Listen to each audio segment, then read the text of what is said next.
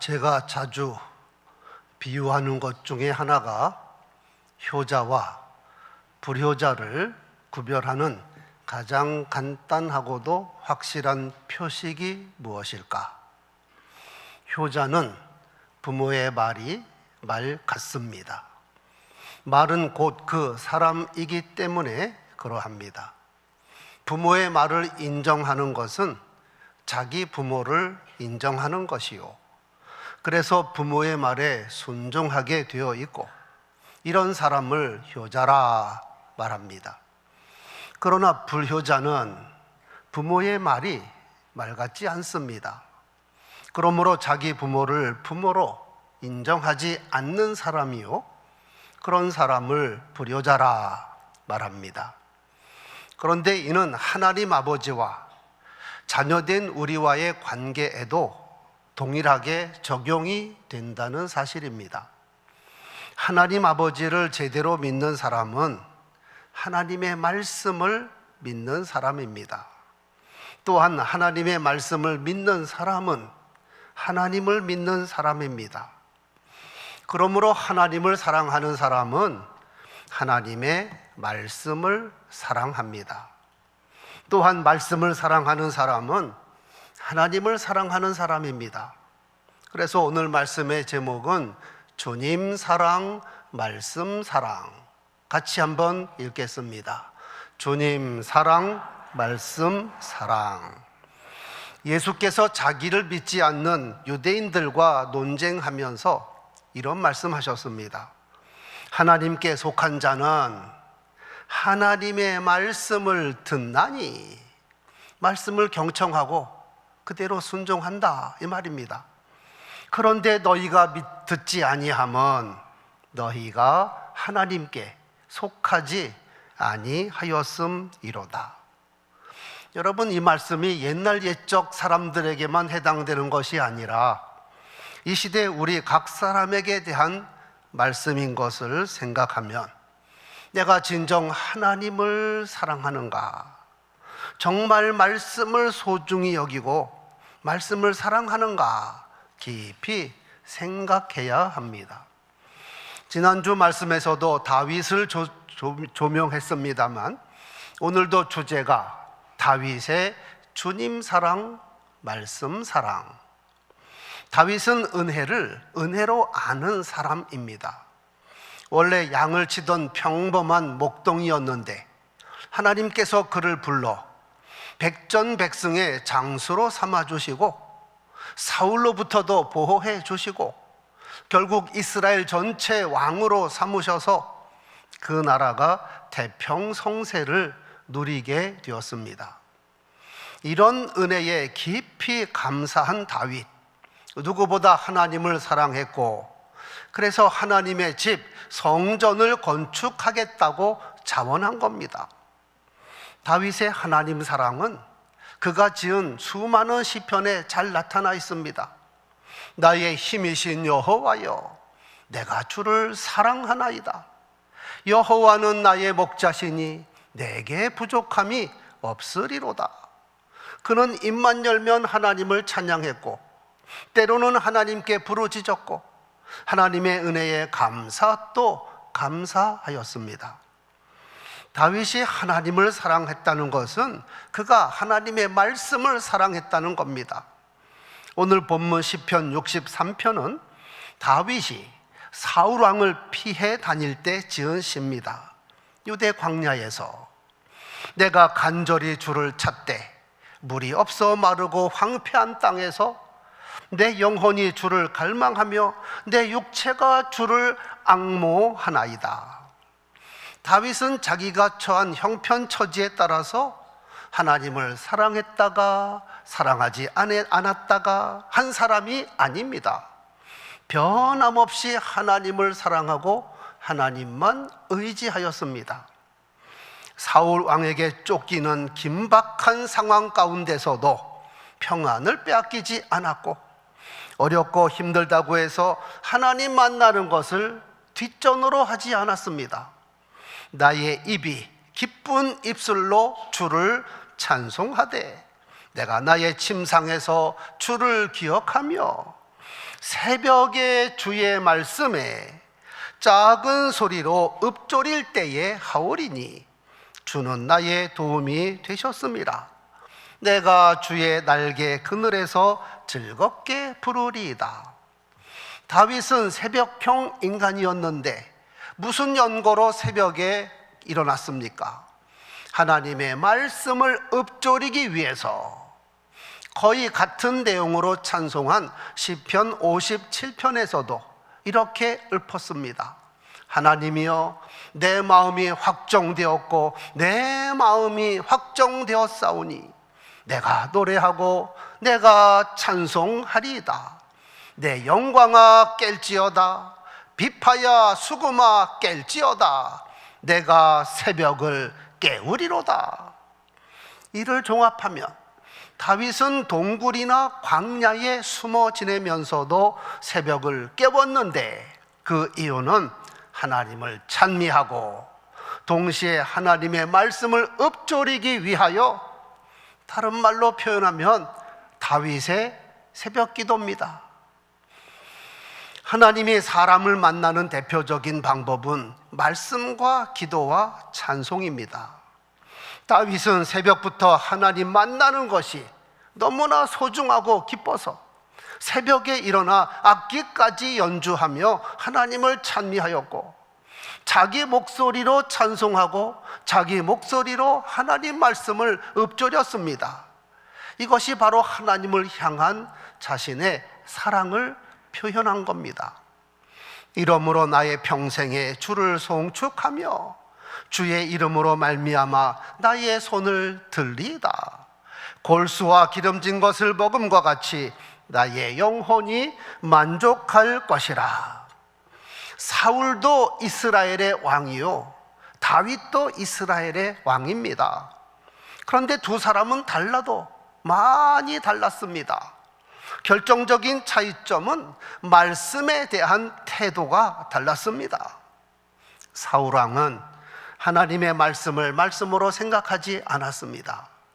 아말렉과 전쟁에서 하나님께서는 그들을 진멸하라고 분명히 말씀하셨건만 사울 왕은 그 말씀을 어기고 토실토실한 양과 소를 살렸고 감췄습니다. 하나님께서 이를 모르실 리가 없습니다. 당장 사무엘을 보내어 이렇게 말씀하십니다. 왕이 여호와의 말씀을 버렸으므로 여호와께서도 왕을 버려 이스라엘 왕이 되지 못하게 하셨음이니이다. 사울이 말씀을 버렸다는 것은 하나님을 버렸다는 겁니다. 결국 하나님께서 사울을 버릴 수밖에 없었습니다. 사울, 시작은 좋았으나 비참한 인생이 되어버렸습니다. 그러나 다윗은 달랐습니다.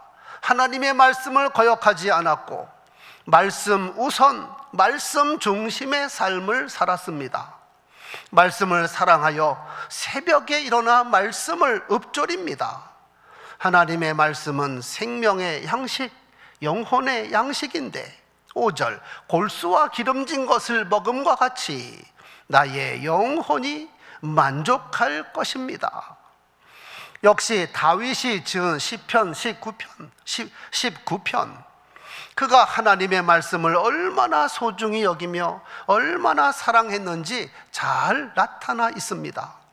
여호와의 율법은 완전하여 영혼을 소생시키시며 여호와의 증거는 확실하여 우둔한 자를 지혜롭게 하며 여호와의 교훈은 정직하여 마음을 기쁘게 하고 여호와의 계명은 순결하여 눈을 밝게 하도다. 여호와를 경외하는 도는 정결하여 영혼까지 이르고 여호와의 법도 진실하여 다 의로우니 금 곧 순금보다 더 사모할 것이며 꿀과 송이꿀보다 더 달도다. 다윗은 동굴이나 광야에 있으면서도 새벽에 일어나서 말씀을 읊조린 것이 말씀의 맛이 꿀과 송이꿀보다 더 달았기 때문입니다. 다윗은 말씀의 맛을 너무나 잘 아는 사람이었습니다.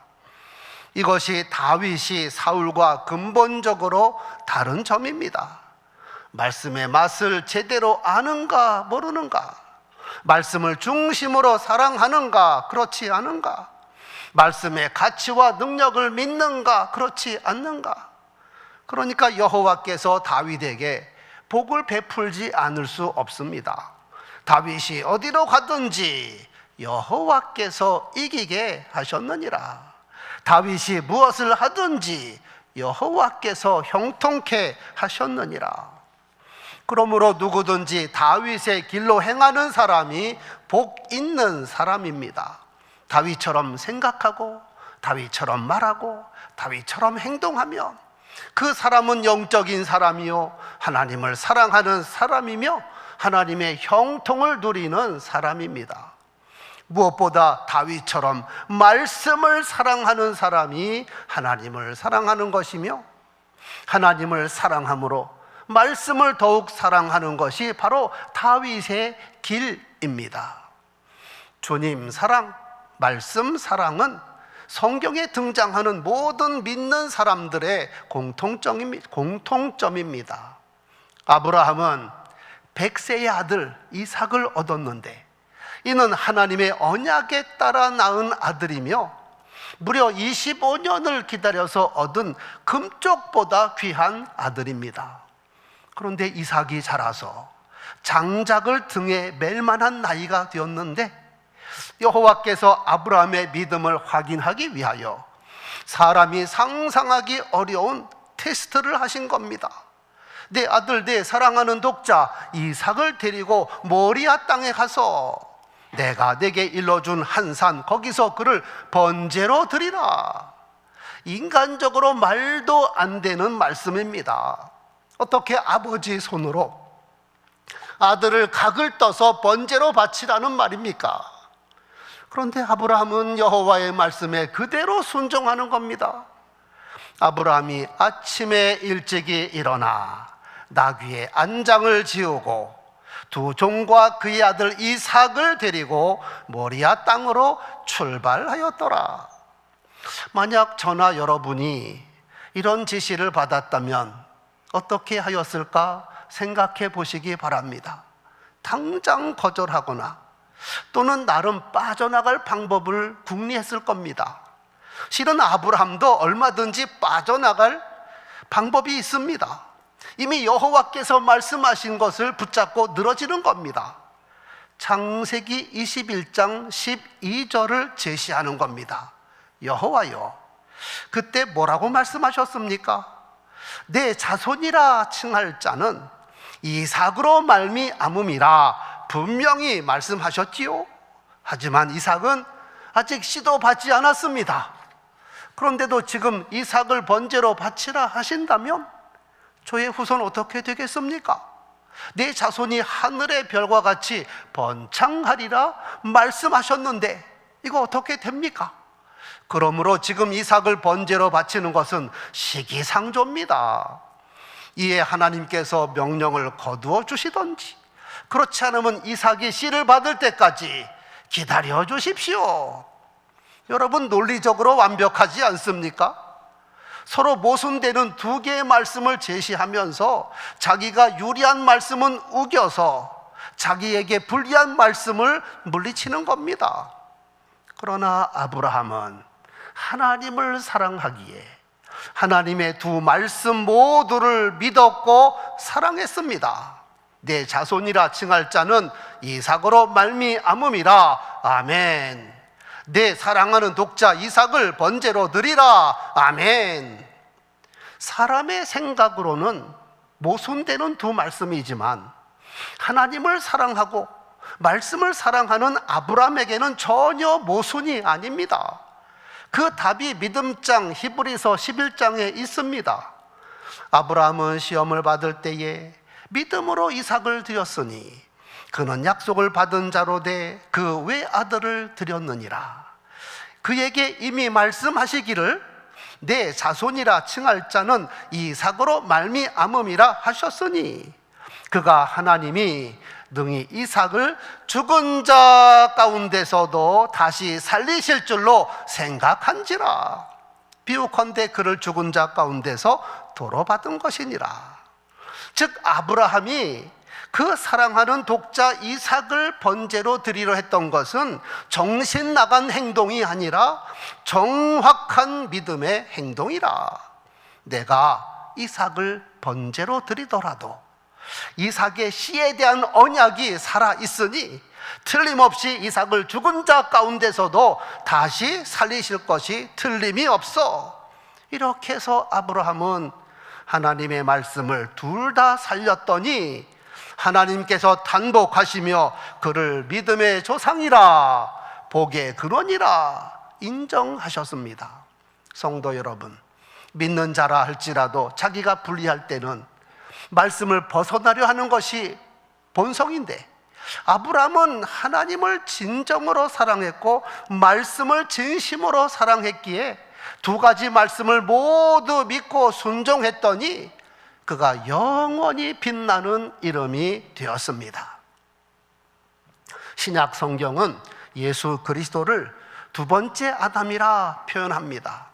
굳이 그렇게 사용하는 이유는 둘을 대비하기 위해서 그렇습니다. 아담 안에서 모든 사람이 죽은 것 같이 그리스도 안에서 모든 사람이 삶을 얻으리라. 첫 아담은 사망의 장본인입니다. 그런데 두 번째 아담 예수 그리스도는 생명의 주인입니다. 그런데 사망과 생명을 가르는 것이 무엇일까? 역시 말씀에 대한 태도입니다. 사울왕과 다윗왕의 차이점처럼 말입니다. 첫 아담은 불순종의 대명사입니다. 즉 하나님의 말씀을 사랑하지 않았고 말씀을 거역하였습니다. 단 하나밖에 없는 하나님의 계명을 짓밟아 버립니다. 선악과만은 따먹지 말아라, 그것을 먹으면 반드시 죽는다 하셨는데도 하와와 함께 먹었습니다. 여호와 하나님이 에덴 동산에서 그를 내보내어 그의 근원이 된 땅을 갈게 하시니라. 신라곤, 너는 흙이니 흙으로 돌아갈지니라. 사망이 들어왔습니다. 그런데 두 번째 아담 예수 그리스도는 순종의 대명사입니다.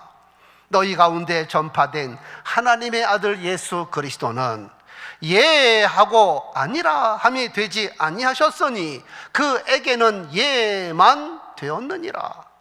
성자 예수님은 성부 하나님과 동등 본체이신데도 불구하고 하늘아버지를 한 번도 거역하거나 거스린 적이 없습니다. 성부께서 말씀하시면 오로지 예, 아멘, 아멘.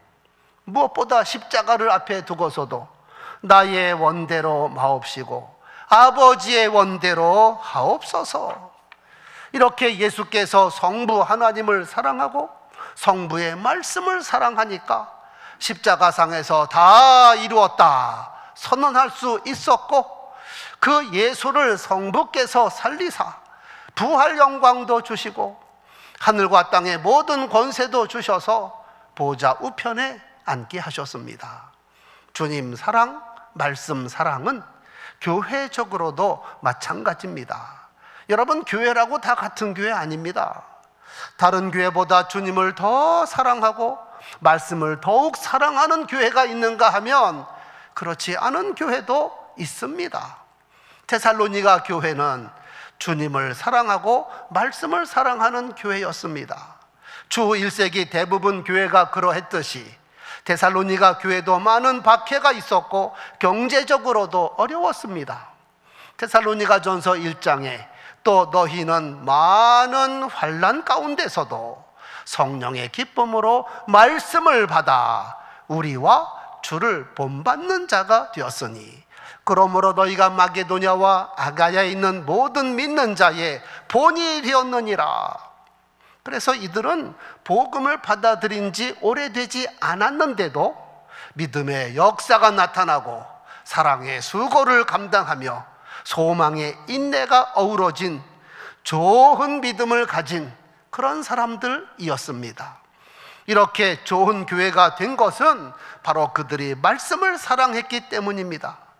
이러므로 우리가 하나님께 끊임없이 감사함은 너희가 우리에게 들은 바 하나님의 말씀을 받을 때에 사람의 말로 받지 아니하고 하나님의 말씀으로 받음이니 진실로 그러하도다. 이 말씀이 또한 믿는 자 가운데서 역사하느니라.